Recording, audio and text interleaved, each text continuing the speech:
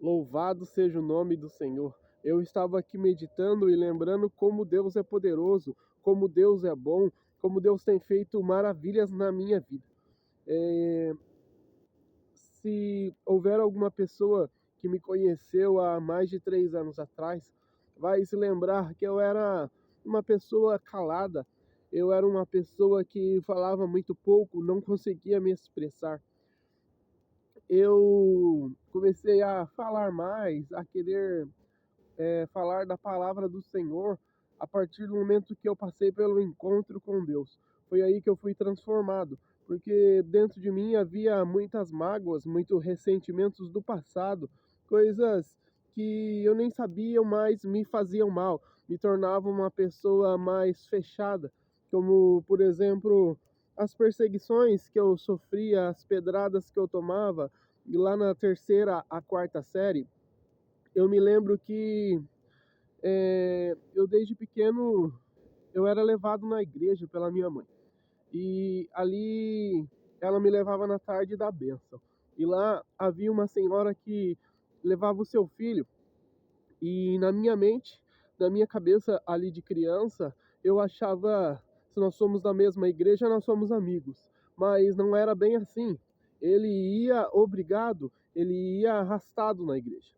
E na escola eu queria ficar perto dele, porque na minha mente nós éramos amigos, mas na verdade ele não gostava de mim.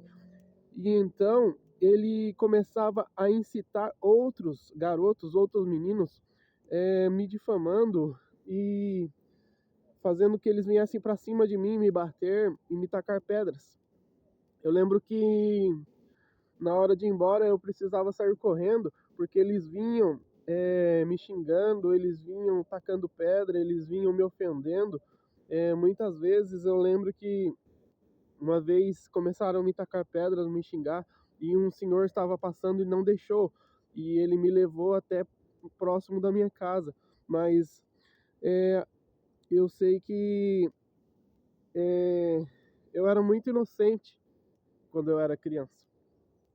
Tanto é que na quinta série eu me lembro que eu apanhei porque eu não sabia o que era ficar.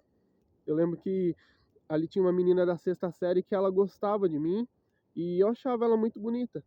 Então ela chegou até mim e disse: "Eu fiquei sabendo que você quer ficar comigo", mas eu não sabia o que era ficar. Aí eu falei: mas nós já não estamos ficando, porque na minha mente, o fato de estarmos conversando, o fato de estarmos ali dialogando, já estávamos ficando. Então ela se sentiu ofendida e ela falou: "Você está me achando com cara de palhaça?" E ela foi para a sala de aula e ela chorou. Eu sei que veio vários meninos da sala dela, uns 5, 6 meninos, e vieram tirar satisfação porque que eu havia feito aquela pessoa chorar. E eu falei: "Não, eu não tenho culpa". E eles começaram a me bater. Falou: "Você nunca mais vai falar com ela, você nunca mais chegue perto dela, nunca mais faça ela chorar, senão a gente vai voltar e vai fazer coisa pior".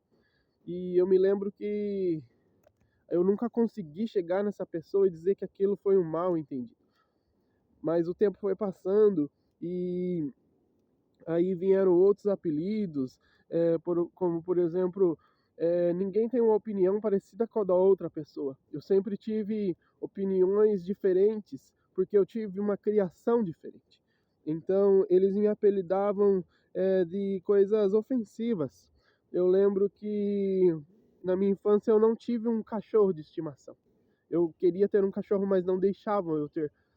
Então, meus pais me davam galinha, meus pais me davam codorna, e eu lembro que a maldade não está em você ter uma codorna, em você ter uma galinha, mas a maldade está no próximo. Os meninos começavam a caçoar, começavam a me xingar, me chamar de Tião Galinha, mas a culpa não era minha, entendeu? Eu queria ter um cachorro, mas eu não podia. Você precisa parar de apontar o dedo para as pessoas e querer julgar. Se ela está nessa situação, foi porque alguma coisa na vida dela saiu do controle. Por isso, pare de apontar o dedo, pare de julgar e passe a entender mais as pessoas. Eu lembro muito bem que, por causa das minhas colocações, do meu ponto de vista, começaram a me apelidar de Gardenal. começaram a me apelidar de sapão porque eu tinha uma forma diferente de se expressar. E hoje em dia muito se fala em bullying, essas coisas. Naquela época não se falava muito. Então eu passei uma infância um tanto quanto sofrida. Isso foi fazendo com que eu me calasse, foi fazendo com que eu ficasse mais reprimido.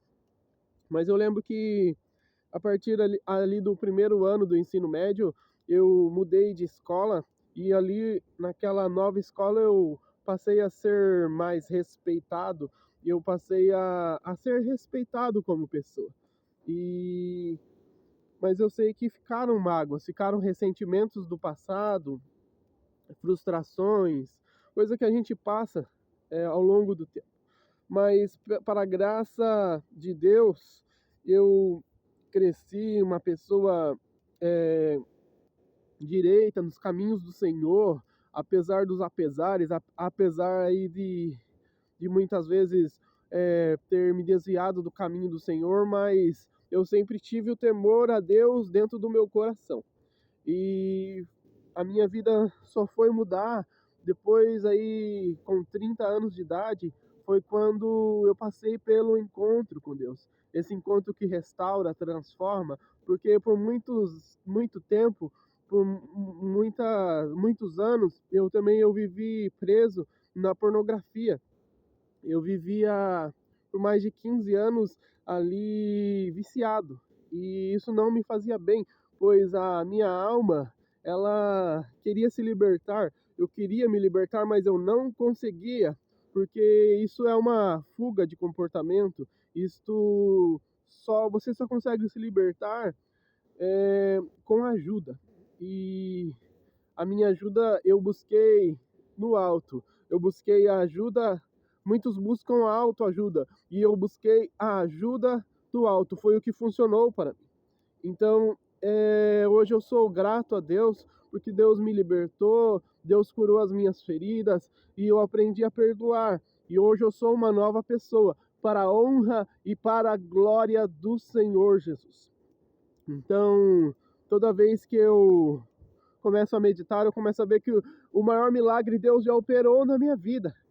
O que eu mais precisava, Deus fez. Deus curou a minha vida, Deus curou a minha mente, Deus curou a minha alma. Então eu sei que tem muita coisa ainda por vir, grandes coisas vão acontecer, mas eu sei que o maior milagre ele já operou. E eu já sou grato a Deus por isso. E eu fico muito contente de poder compartilhar um pouco da minha história. Tem muita coisa, mas não cabe em apenas um vídeo. Se eu tiver outras oportunidades, eu quero estar falando mais, expressando mais, e queria estar contando mais detalhes da minha história. E eu gostaria que você que está me ouvindo, se você, assim como eu, já passou bullying, se você já sofreu mágoas, decepções, lembre-se que você pode buscar a ajuda, porque o Senhor dos Exércitos está conosco. O Deus de Jacó é o nosso refúgio. Ele é um refúgio para você. E ele pode transformar a sua vida. Ele pode mudar a sua história, assim como ele mudou a minha história. Senhor, meu Deus e meu Pai, abençoa essa pessoa que ficou até aqui nesse vídeo, Senhor. Ó Deus, essa pessoa, ela passou por muitas mágoas, muito ressentimento, Senhor. Ela guarda dentro do coração feridas que não cicatrizam, ó Pai. Ó Deus, mas eu sei que o Senhor pode tratar, o Senhor pode curar, Senhor. Neste momento eu repreendo toda a depressão, toda a síndrome do pânico. E essa pessoa vai passar a sentir a tua presença, vai passar a ser ministrado pelo teu Espírito Santo, Senhor. Ó Deus, visita ela onde ela estiver, que ela possa ser liberta desse cativeiro agora, em nome do Senhor Jesus. Amém? Se você crê, digite eu creio, amém.